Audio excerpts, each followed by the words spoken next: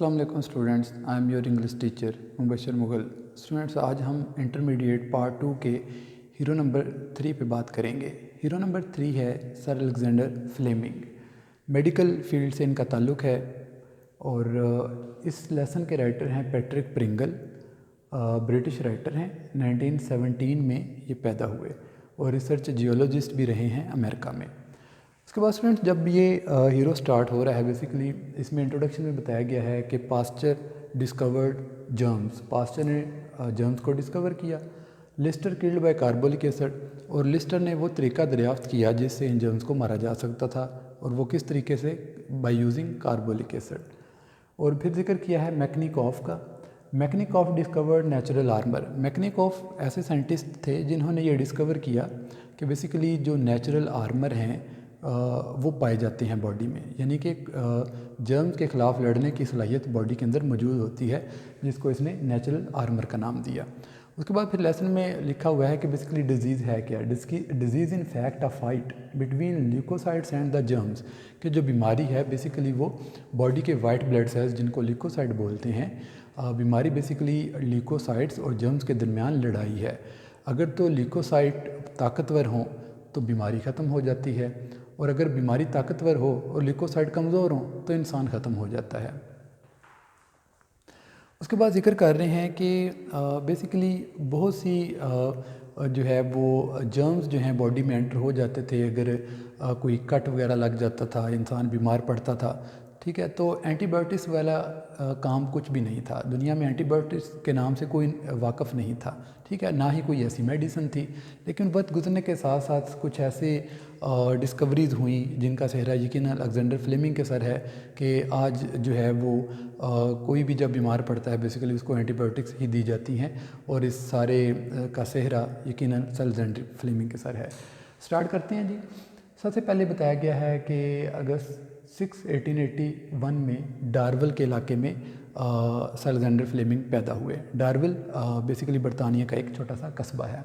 फिर लिखा है कि इनके जो फादर थे, जब ये 7 साल के थे तो इनके फादर की जो है ना वो डेथ हो गई।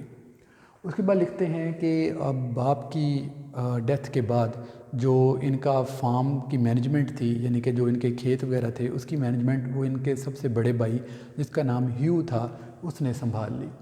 फिर बताते हैं कि ये 10 साल के थे, इनको डार्विल स्कूल में जो है ना वो भेजा गया। एट एंड वेंट टू डार्विल स्कूल। डार्विल स्कूल में रहे, 2 साल यहाँ पे पढ़े, और फिर इनको दाखिल करवा दिया जाता है किलमॉर्निक एकेडमी में। किलमॉर्निक एकेडमी में 2 साल यहाँ पे इन्होंने स्टडी की। फिर लिखा है कि इनको फिर लंदन भेज दिया जाता है। लंदन में इनके 3 भाई बेसिकली ऑलरेडी रह रहे होते हैं। तो वहाँ पे एक अदारा होता है जिसका नाम होता है Regent Street Polytechnic. Regent Street Polytechnic में इनको दाखिला मिल जाता है। 2 साल यहाँ पे ये पढ़ते हैं।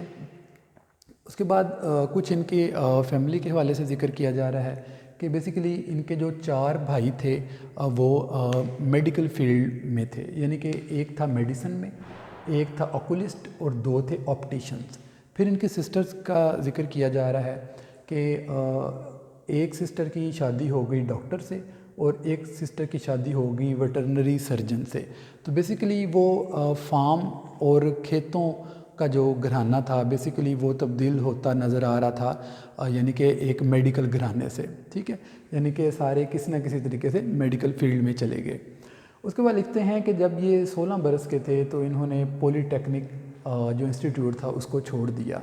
अब इनके जो फैमिली थी वो इनका मज़ीद जो है एक्सपेंसेस बियर नहीं कर सकती थी इनकी स्टडीज़ के, तो फिर इनको अपनी स्टडी छोड़नी पड़ी जब ये 16 बरस के थे। फिर लिखा हुआ है worked as a clerk in a shipping firm in a Leadenhall street. Leadenhall street London में एक शिपिंग फर्म थी, वहाँ पे इन्होंने एज अ क्लर्क जो है वो काम किया। 4 साल तक वो इस शिपिंग फर्म में काम करते रहे। फिर लिखा है at 20 received a share in the legacy. जब ये 20 साल के हुए, यानी कि 4 साल इन्होंने काम किया एज अ क्लर्क, जब ये 20 साल के हुए तो इनके जो है इनके प्रॉपर्टी में इनको जो है ना बेसिकली हिस्सा मिलता है। जब ये हिस्सा मिलता है तो ये फ़ैसला करते हैं कि ये मज़ीद आगे पढ़ेंगे और मेडिकल फील्ड में जाएंगे। तो 12 मेडिकल कॉलेज का जिक्र है, वहाँ पे फिर एक अदारे का जिक्र है जिसका नाम है Saint Mary medical school. Saint Mary medical school उन 12 में से एक था। تو یہ فیصلہ کرتے ہیں کہ میں سینٹ میری انسٹیٹیوٹ میں داخلہ لوں گا ڈاکٹر بننے کے لیے۔ سینٹ میری انسٹیٹیوٹ میں داخلہ لینے کی کوئی اور وجہ نہیں تھی سوائے اس کے کہ ایک مرتبہ اس نے سینٹ میری انسٹیٹیوٹ کے بچوں کے ساتھ واٹر پولو کھیلا تھا۔ تو واٹر پولو کا میچ کھیلنے سے اس نے یعنی کھیلا تھا ماضی میں، اس کو یاد تھا، تو اس نے فیصلہ کیا کہ وہ سینٹ میری انسٹیٹیوٹ میں ہی ایڈمیشن لے گا۔ پھر لکھا ہے کہ worked in rights laboratory for 8 years, 8 سال تک انہوں نے رائٹس لیبارٹری میں کام کیا۔ پھر 1914 جوائنڈ RAMC، 1914 میں انہوں نے رائل آرمی میڈیکل کور کو جوائن کیا۔ اس کے بعد پھر ذکر ہے WW1 کا۔ اسٹوڈنٹس آپ کے علم میں ہے کہ 1914 سے 1918-19 تک بیسیکلی ورلڈ وار 1 جو ہے نا چلتی ہے، اور ورلڈ وار 1 کے نتیجہ میں 7 ملین لوگوں کی جو ہے نا وہ ڈیتھ ہوتی ہے۔ اچھا اسٹوڈنٹس، ڈائریکٹ فائٹ سے جن لوگوں کی ڈیتھ ہوئی وہ کم تھے، اور بعد میں جو واؤنڈڈ تھے یعنی کہ جو زخمی تھے ان کے مرنے والوں کی تعداد بہت زیادہ ہے۔ اس کی وجہ کیا تھی؟ اس کی وجہ یہ تھی اسٹوڈنٹس کہ جو جرمز وغیرہ تھے، باڈی پہ کوئی کٹ لگا تو اس کٹ کے ذریعے سے جو جرمز تھے وہ باڈی میں داخل ہو جاتے تھے، اور پھر لوگ جو ہے نا بیمار پڑ جاتے تھے اور بالآخر ان کی ڈیتھ ہو جاتی تھی۔ اس کی وجہ یہی تھی کیونکہ کوئی اینٹی بایوٹک نام کی کوئی میڈیسن مارکیٹ میں نہیں تھی ابھی تک، اور نہ ہی اس کا کوئی فارمولا ابھی تک پتہ تھا، اور پرانے وقتوں سے جو مختلف طریقے استعمال ہوتے رہے تھے پیشنٹ کے آپریشن وغیرہ کے لیے۔ اور پھر بعد میں جہاں پہ لسٹر نے بھی یہاں پہ ذکر کیا ہے کاربولک ایسڈ یوز کیا کہ کاربولک ایسڈ جو ہے بڑا طاقتور ہے جرمز کو مارنے کے لیے، لیکن کاربولک ایسڈ کا بھی اسٹوڈنٹس بعد میں استعمال جو ہے ترک کرنا پڑا۔ اس کی وجہ کیا تھی بھلا؟ اس کی وجہ یہ تھی کہ کاربولک ایسڈ بیسیکلی جرمز کو تو مارتا تھا، لیکن یہ باڈی کے جو سیلز ہیں ان کو بھی مار دیتا تھا، یعنی کہ WBCs جن کو لیکوسائڈز ہم کہتے ہیں ان کو بھی مار دیتا تھا۔ تو بجائے اس کے کہ پیشنٹ جو ہے وہ ریکور ہوتا، الٹا پیشنٹ کی جو ہے نا وہ ڈیتھ ہو جاتی تھی۔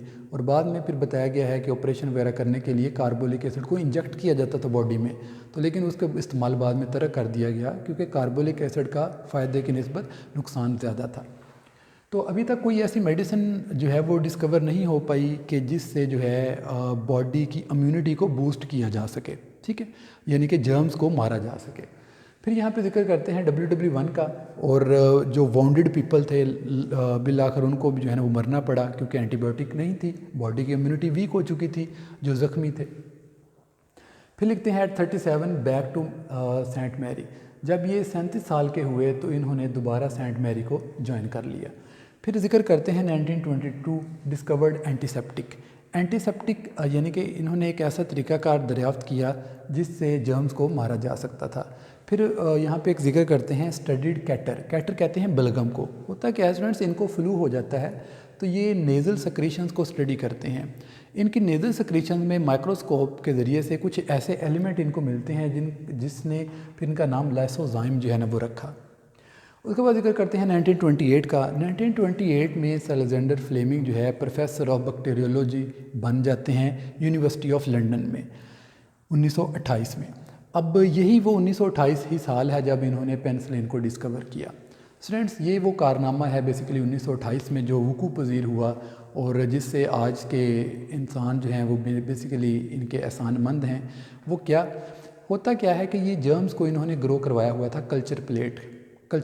کلچر پلیٹ ایک ایسا انوائرمنٹ ہوتا ہے جہاں پہ بیکٹیریا کو گرو کروایا جاتا ہے۔ تو ایک پلیٹ ہوتی ہے جہاں پہ ایسا انوائرمنٹ دیا جاتا ہے بیکٹیریا جہاں پہ گرو کر سکے۔ تو کلچر پلیٹ کو انکور کرنا پڑتا تھا، چونکہ یہ ڈھانپی ہوتی ہے تو اس کو انکور کرنا پڑتا تھا اسٹڈی کرنے کے لیے مائکروسکوپیکلی۔ تو جب اس کو وہ اسٹڈی کر رہا تھا، یعنی کہ اس کو انکور کر کے جب اس نے اپنے جرمز کو اسٹڈی کیا تو اس نے دیکھا کہ اس کے جو بیکٹیریا ہیں وہ ڈیڈ اور ڈائنگ ہے، یعنی کہ کچھ کی ڈیتھ ہو چکی ہے اور کچھ جو ہیں وہ مرنے کے قریب ہیں۔ تو یہ اس کے لیے بڑی عجیب سی بات تھی کہ اچھے خاصے بیکٹیریا کو کیا ہو گیا، لیکن جب اس نے مائکروسکوپ سے دیکھا تو اسے پتہ چلا کہ اس کی کلچر پلیٹ میں ایک مولڈ سپور گرا ہوا ہے۔ مولڈ سپور کیا؟ بیسیکلی ایک پھپھوندی آپ اس کو کہہ لیں، اور اس کی وجہ سے جو بیکٹیریا تھے وہ مر رہے تھے اور کچھ جو ہے نا وہ مر چکے تھے۔ یہ ایک ان ایکسپیکٹڈ سچویشن تھی۔ تو اس نے جب اس کو مزید اسٹڈی کیا تو پتہ چلا کہ اس مولڈ سپور میں بیسیکلی ایک ایسا ایلیمنٹ ہے جس کو ہم پینسلین کہتے ہیں، ٹھیک ہے، ایسا ایلیمنٹ ہے جو بیسیکلی بیکٹیریوسائڈل ہے، یعنی کہ جرمیسائڈل ہے، وہ جرمز کو مارتا ہے۔ تو بیسیکلی یہ ایک ایسی چیز تھی جس سے جو ہے نا میڈیکل فیلڈ میں ایک جو ہے نا وہ ریولوشن جو ہے نا بیسیکلی آ گیا۔ ये पहली डिस्कवरी थी जिसको पेनिसिलिन की डिस्कवरी बोला जाता है। सर अलेक्जेंडर फ्लेमिंग के थ्रू ये डिस्कवरी हुई। और पेनिसिलिन वो एक ऐसी चीज़ थी जो जर्मीसाइडल थी, यानी कि जर्म्स को मारती थी। अब चूँकि सर अलेक्जेंडर फ्लेमिंग एक बैक्टीरियोलॉजिस्ट थे, तो वो इसको कंसंट्रेट ना कर सके, यानी कि कुछ ऐसी फॉर्म में ना ला सके कि इस पेनिसिलिन को यूज़ किया जाता, आम रूटीन में इसको आदमी यूज़ कर सकते। तो इसने फिर ये अपना काम जो है एक आर्टिकल लिखा और उसको छपवाया, ताकि लोगों को पता चल सके कि अगर ये कोई कंसल्टेशन का प्रोसेस कोई कर सकता है तो वो करने के काबिल हो सके। उसके बाद इसने ये पेनिसिलिन की डिस्कवरी के बाद ये काम इसने फिर छोड़ दिया। उसके बाद क्या है, उसके बाद जिक्र किया जाता है कि जब वो आर्टिकल पब्लिश हुआ, मुख्तलिफ लोगों तक पहुंचा, मुख्तलिफ साइंटिस्ट ने उसको स्टडी किया, तो फिर जिक्र करते हैं यहाँ पे कंसल्टेशन ऑफ पेनिसिलिन का। तो कंसल्टेशन ऑफ पेनिसिलिन बेसिकली ये पॉसिबल हुआ, ये टीम थी एक ऑक्सफोर्ड की, headed by professor Howard Florey and doctor E B. Chain. ये दो बंदे थे जो उस टीम के हेड थे। ये ऑक्सफोर्ड की टीम थी और उस टीम ने बेसिकली उस पेनिसिलिन को जो है वो कंसल्टेशन फॉर्म में जो है ना वो बनाया, ताकि उसको जो है ना वो आम पर्सन जो हैं वो यूज़ कर सकें। और फिर यहाँ पे जिक्र किया है 1941 का, जब वर्ल्ड वार 2 यहाँ पे चल रही है और पहला जो है ना इंसान उसका जो है ना इलाज किया गया। अच्छा स्टूडेंट, यहाँ पे एक और बात बड़ी इंटरेस्टिंग है कि अभी तक चंद साइंटिस्ट के अलावा दुनिया में कोई भी नहीं जानता था कि ये जो पेनिसिलिन है और ये जो अब एंटीबायोटिक्स बनने लगी हैं और वो जंग में भी यूज़ हो रही है मेडिसिन, बेसिकली इसका सेहरा किसके सर है। तो फिर क्या होता है, फिर एक आर्टिकल छपता है टाइम्स न्यूज़पेपर, जो कि बरतानिया का सबसे फेमस न्यूज़पेपर है। टाइम्स न्यूज़पेपर में एक आर्टिकल छपता है जिसमें बताया गया है कि ये जो पेनिसिलिन है, इसकी डिस्कवरी है, बेसिकली इसका सेहरा सर अलेक्जेंडर फ्लेमिंग के सर है। तो ये आर्टिकल छपना था और पूरी दुनिया में सर अलेक्जेंडर फ्लेमिंग एक बड़ी पर्सनैलिटी और एक बड़े साइंटिस्ट और रिसर्चर के तौर पे जाने लगे। तो फिर लिखते हैं 1944 में नाइटेड होता है सर का खिताब देना। 1944 में इनको सर का खिताब दिया गया। फिर जिक्र करते हैं 1945 इनको नोबेल प्राइज़ जो है ना वो दिया गया। उसके बाद फिर जिक्र करते हैं फ्लेमिंग्स मोडेस्टी। अच्छा, एक और इंटरेस्टिंग बात मैं आपसे शेयर करता चलूँ। इस डिस्कवरी से सर अलेक्जेंडर फ्लेमिंग ने कभी भी गुरूर और तकब्बुर और फ़ख्र कुछ भी नहीं किया। एक मरतबा की बात है। अब अच्छा, अब ज़ाहिर है चूँकि एक वेल नाउन हैं, ये फेमस पर्सनैलिटी बन चुके हैं, पूरी दुनिया इनको बुलाती थी, कोई बड़े बड़े सेमिनार्स होते थे, इनको इनवाइट किया जाता था as a chief guest, as a great scientist और एंड रिसर्चर, तो ये वहाँ पे जाते थे। एक मरतबा की बात है, इटली में एक सेमिनार था, तो एक आदमी आता है, अपने 3 बच्चों को अपने इनके सामने कर देता है कि सर अगर आज मेरी ये 3 बच्चे ज़िंदा हैं, यकीनन इसका सेहरा आपको जो है ना वो जाता है। यानी वो ये बताना चाह रहा था कि वो एंटीबायोटिक्स जो आपने बनाई हैं वो बेसिकली यूज़ करने से ही आज मेरे बच्चे ज़िंदा हैं। तो इसने फिर कहा कि भाई मैंने तो कुछ नहीं किया, मैंने तो जस्ट पेनिसिलिन को डिस्कवर किया है, ये नेचर है जो पेनिसिलिन बनाती है, मैंने तो जस्ट डिस्कवर किया है। यानी कि कभी भी इसने अपनी इस डिस्कवरी पे फ़ख्र नहीं किया था। अच्छा, फिर एक और चीज़ यहाँ पे बड़ी इंटरेस्टिंग शेयर करने वाली है। होता क्या है स्टूडेंट्स, जो अमेरिकन टीम होती है साइंटिस्ट की और रिसर्चर्स की, वो विज़िट करती है सर अलेक्जेंडर फ्लेमिंग की लैब का। वो लैब का विज़िट करती है और वो देख के हैरान रह जाती है कि सर अलेक्जेंडर फ्लेमिंग ने इस तरह की लैब में किस तरह पेनिसिलिन को डिस्कवर कर लिया। और फिर वहाँ पे नक्शा थोड़ा सा खींचा हुआ है कि वो लैब उसकी ऐसी थी जैसे कोई पुराने मेडिकल स्टोर का कोई अटैच्ड जो है ना वो रूम हो, यानी कि बड़ा वो गंद पड़ा हुआ था वहाँ पे, कूड़ा क्रिकेट का जिक्र है, ठीक है, यानी कि बड़ा गंदा सा वो इन्वायरमेंट था जो उसकी लैब का था। तो वो अमेरिकन टीम परेशान हो जाती है कि सर अलेक्जेंडर फ्लेमिंग ने इतनी बड़ी डिस्कवरी जो है इस लैब में कैसे कर ली। अच्छा, फिर वो टीम जो है वो इनवाइट करती है सर अलेक्जेंडर फ्लेमिंग को कि सर आप हमारी लैब में आएँ और देखें कि क्या वजह है कि पेनिसिलिन आपकी लैब में डिस्कवर हुई, जबकि हमारी लैब्स तो बहुत बड़ी बड़ी हैं, तो यहाँ पे क्यों नहीं डिस्कवरी हो सकी। तो सर अलेक्जेंडर फ्लेमिंग जब अमेरिका जाते हैं, उनको वो लैब का जो है ना विज़िट करवाया जाता है। तो यहाँ पे जिक्र किया जा रहा है कि वो लैब जो थी वो बड़ी नीट एंड क्लीन थी, फर्निश्ड थी। तो सर अलेक्जेंडर फ्लेमिंग मुस्कुराते हैं और कहते हैं कि मोल्ड स्पोर जो है इतनी साफ़ लैब में नहीं आ सकता था, ठीक है, तो इसको इस जैसी लैब चाहिए थी जो मेरे पास थी। यानी कि آپ کی لیب جو ہے نا اتنی نیٹ اینڈ کلین ہے، یہاں تو تصور بھی نہیں کیا جا سکتا کہ کوئی مولڈ سپور اڑتا ہوا آئے اور کلچر پلیٹ پہ آ کے گر جائے، تو ڈسکوری کہاں سے ہو پانی تھی؟